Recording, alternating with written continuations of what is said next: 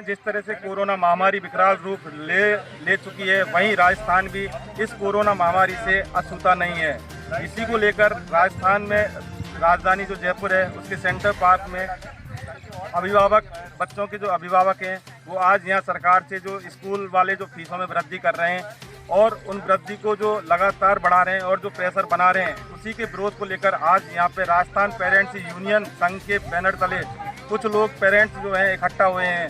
वो सरकार से विरोध दर्ज करा रहे हैं अपना कि जिस तरह से स्कूल वाले उनके बच्चों के ऊपर अत्याचार कर रहे हैं, ऑनलाइन क्लासेस का जो बर्डन उनके ऊपर बढ़ा रखा है, इसी को लेकर आज यहाँ पे पेरेंट्स हैं वो इकट्ठे हुए हैं। उनकी कुछ मांगे हैं जो हम आपको बता देते हैं कि वो क्या अपनी जो मांग रहे हैं सरकार से।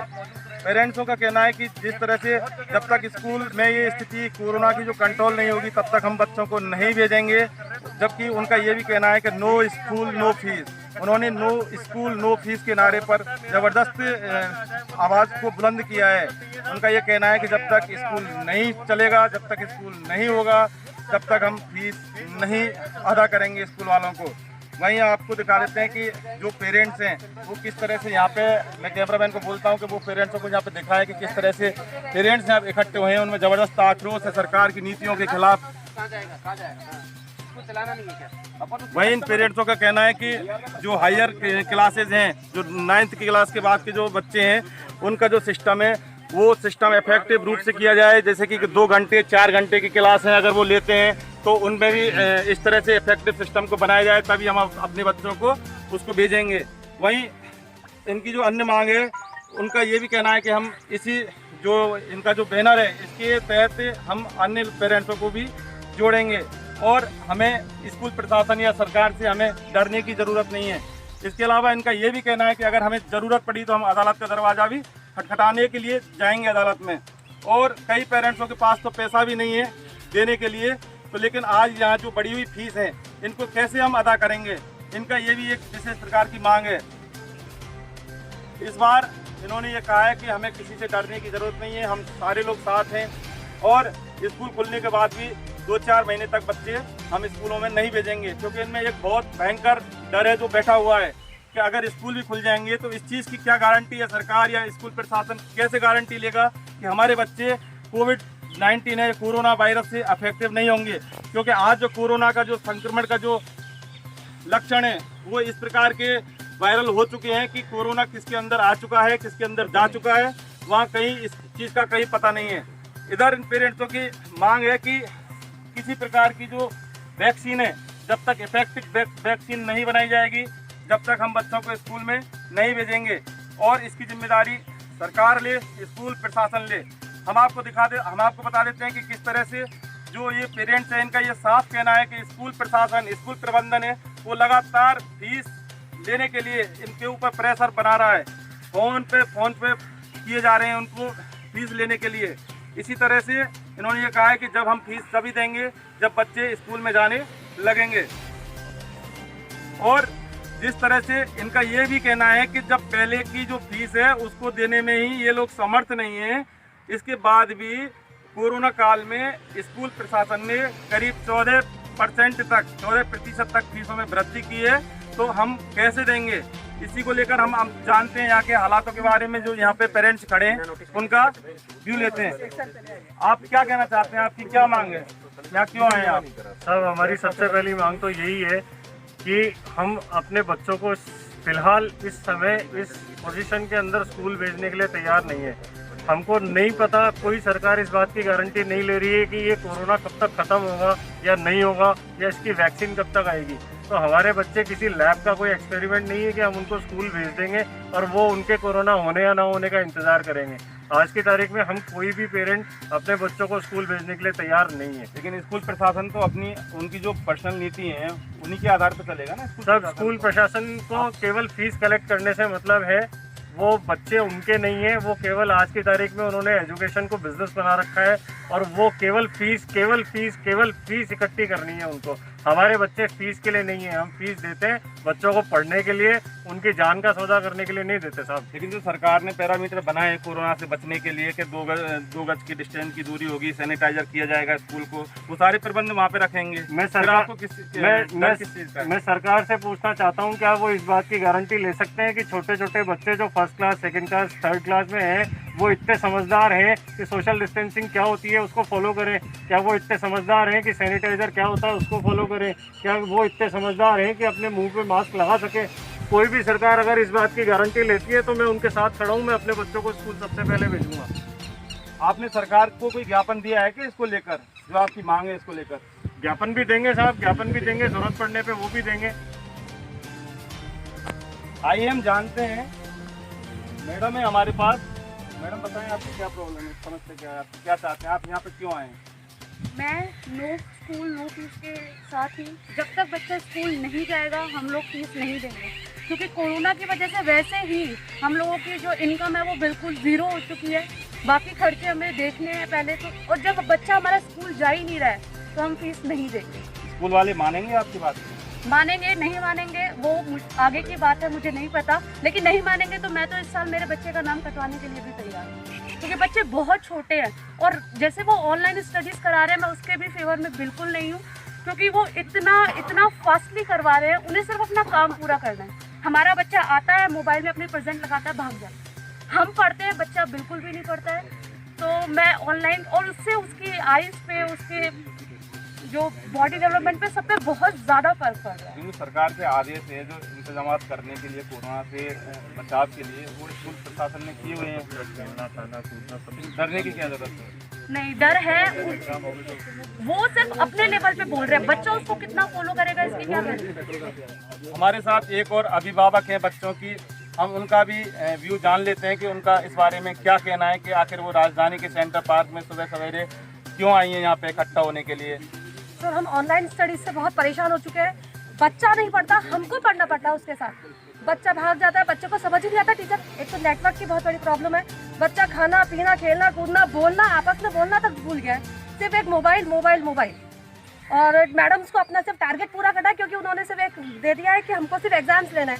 एग्जाम्स में क्या आएगा, कोर्स पकड़ा दिया, मैम का टारगेट पूरा नहीं हुआ है, इसलिए वो टाइम देती रहती है वापस। बच्चों को कब तक आप स्कूल नहीं भेजेंगे?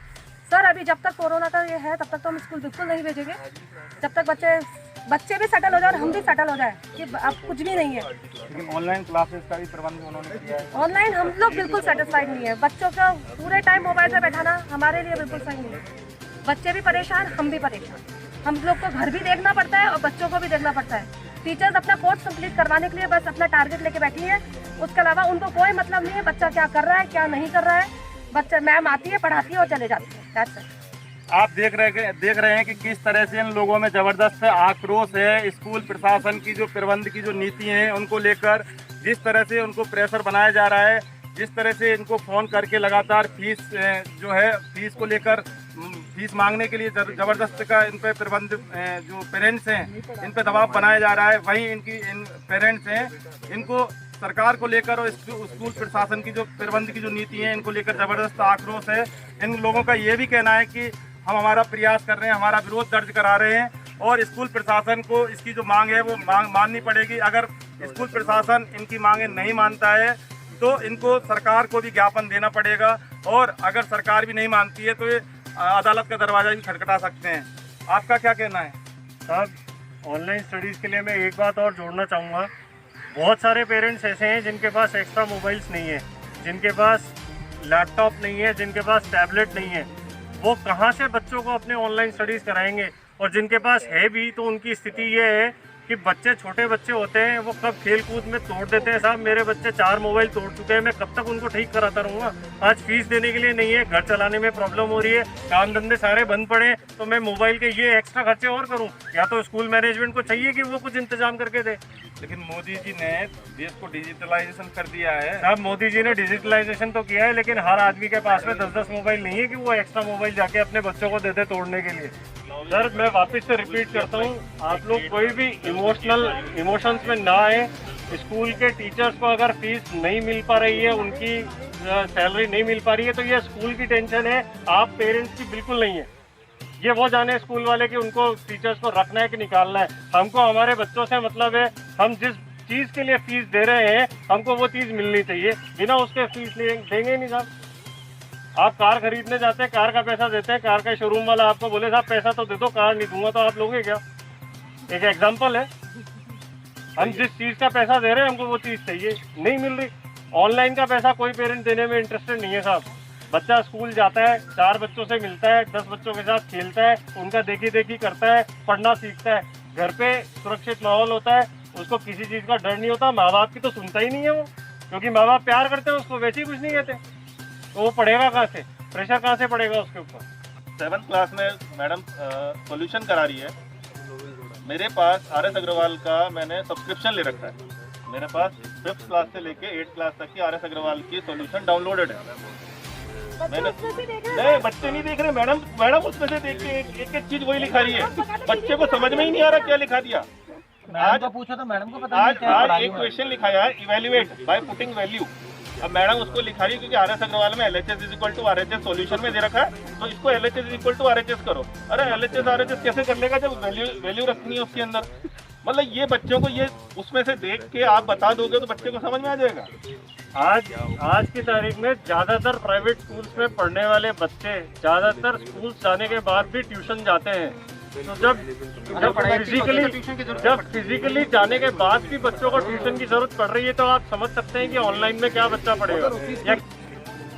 देखा आपने यहाँ पर राजस्थान पेरेंट्स यूनियन के जो बैनर तले ये जो अभिभावक बच्चों के इकट्ठे हुए हैं, इनकी यही मांग है कि पहली जो मांग है वो ये है कि नो स्कूल नो फीस।